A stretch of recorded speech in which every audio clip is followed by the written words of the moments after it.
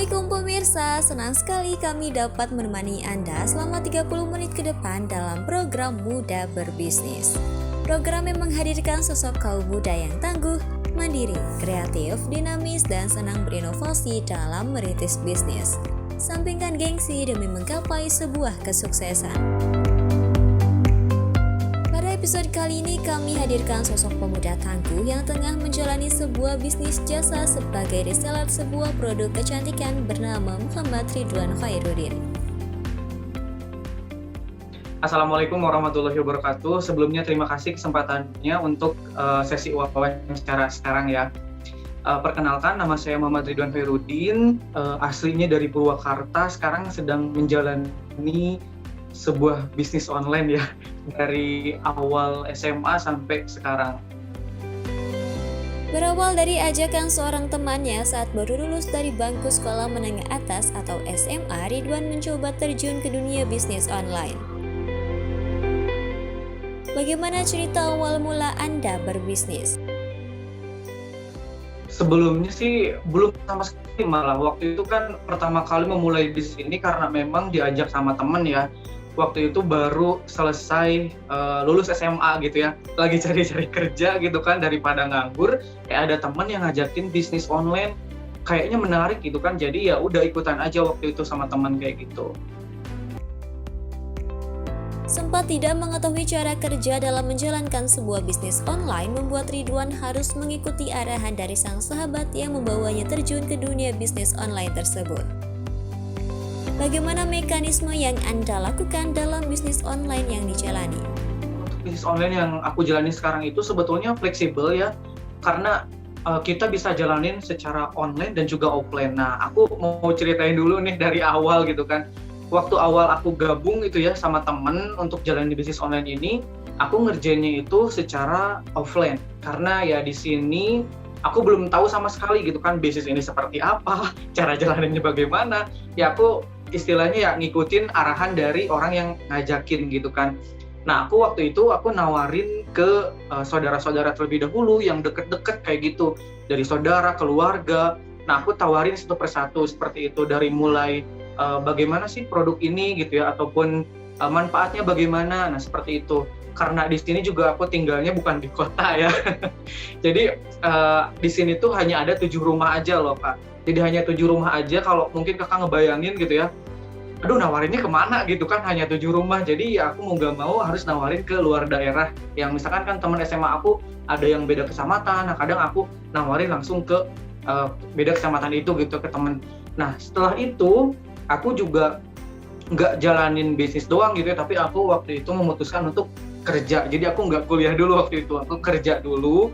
Nah sambil kerja itu aku ngerjain bisnis ini juga gitu, karena kan memang fleksibel. Jadi aku sambil kerja dan aku ngerjain bisnisnya ini secara online kayak gitu. Nah sampailah di 3 tahun setelah kerja itu aku kuliah, dan kuliah pun aku sambil ngerjain bisnis ini dan secara online. Dan alhamdulillah gitu ya, secara online ini yang tadinya mungkin aku ngerasa wah kayaknya sempit banget nih pasarannya, ataupun kemana nih harus nawarin. Kalau online itu kan luas banget ya, yang awalnya mungkin hanya sekitaran Purwakarta saja, alhamdulillah sekarang dari seluruh Indonesia juga mungkin bisa dijangkau kayak gitu. Memutuskan berbisnis selepas lulus dari bangku sekolah tak lantas membuat Ridwan mengurungkan niatnya untuk meneruskan pendidikan di bangku kuliah. Dengan mengumpulkan uang hasil dari bisnisnya mengantarkan ia untuk dapat berkuliah. Apa yang membuat Anda ingin bisnis sambil kuliah? Betul. Kadang kalau udah nerima uang gitu kan, waktu kerja tuh ya udah enak banget gitu kan, bukan enak lagi. Tapi yang namanya kerja, aku ngerasain banget yang namanya kerja itu cuman enak tuh pas nerima gaji doang. Kayak gitu kan ya. Nah, karena waktu awal-awal aku lulus dari awal SMA tuh masuk tuh, aku tujuannya tuh ya pengen bisa kuliah gitu kan, tapi ya mungkin karena Allah berkehendak lain, ada sesuatu hal skenario yang akan lebih baik jika aku kerja dulu gitu ya. Jadi aku memutuskan untuk kerja. Nah, alasan aku kerja ini adalah untuk bisa sebagai modal untuk bisa kuliah gitu. Justru kan kalau orang lain kerja itu ya untuk apa kayak gitu kan, bukan untuk tujuan kuliah. Nah, aku kebalik, aku kerja untuk bisa kuliah, bukan kuliah dulu bisa kerja gitu kan. Aku gitu. Alasannya ya aku pengen apa ya, yang penting kan ilmu gitu ya, ilmunya di sini. Jadi aku pengen tahu gimana sih rasanya bisa kuliah gitu kan. Sementara lingkungan di sini tuh menganggap kamu paling lulusan apa gitu kan, nggak bisa jadi apa-apa misalnya kayak gitu. Ada yang kadang tetangga itu bilang, lah kamu lulusan ini nggak bisa jadi dokter ya. Iya, mau gimana jadi dokter kalau lulusnya cuma SD doang gitu kan, ibaratnya kayak gitu. Jadi aku pengen di sini tuh membuktikan bahwasannya orang yang tinggal di kampung pun bisa juga kuliah gitu. Kalau misalkan memang kitanya punya semangat, kitanya punya tekad yang kuat untuk bisa kuliah, walaupun memang awalnya banyak sekali tantangan, tapi yakin sama Allah gitu kan, alhamdulillah akhirnya bisa kuliah di Bandung dan tahun ini bisa lulus. Bagaimana dampak pandemi terhadap bisnis yang Anda jalani? Dalam hal ini sih kita pastinya ada dampak positif dan juga negatifnya sih ya, setiap hal yang menimpa gitu ya.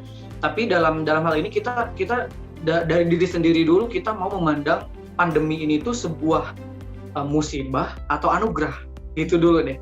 Kita mau memandang mana dulu. Kalau misalkan kita memandang musibah nih, pandemi ini pasti kita ngomel-ngomel, duh karena pandemi kayak gini nih penghasilan aku menurun, duh karena pandemi kayak gini nih sulit banget nih buat keluar rumah, duh karena pandemi kayak gini nih pokoknya terbatas deh segala halnya gitu ya. Tapi kalau misalkan kita mikirnya pandemi ini anugerah, banyak hal sebetulnya yang bisa kita lakukan. Kalau kita lihat gitu ya, kondisi pandemi seperti sekarang, justru banyak orang-orang yang akhirnya dia tuh misalkan di PHK gitu ya dari perusahaannya. Dia setelah di PHK, dia banyak ide-ide bermunculan. Dia bikin konten gitu ya di media sosial. Dia ternyata jadi viral. Dia akhirnya punya penghasilan dari dari si konten yang dia buat gitu. Nah itu berarti si pandemi juga bisa membawa anugerah buat orang tersebut. Jadi balik lagi ke kitanya. Nah dari bisnis yang aku jalanin, karena memang bisnis online gitu ya, yang mungkin sebelum pandemi ini pun aku sudah jalanin bisnisnya ini secara online. Kalau mungkin sekarang karena adanya pandemi, banyak orang yang akhirnya jalaninnya itu banyakkan online, sebetulnya tidak berpengaruh banyak gitu ya, kalau karena memang udah work from home dari dulu gitu ya, dari dulu udah work from home sebetulnya. Nah tapi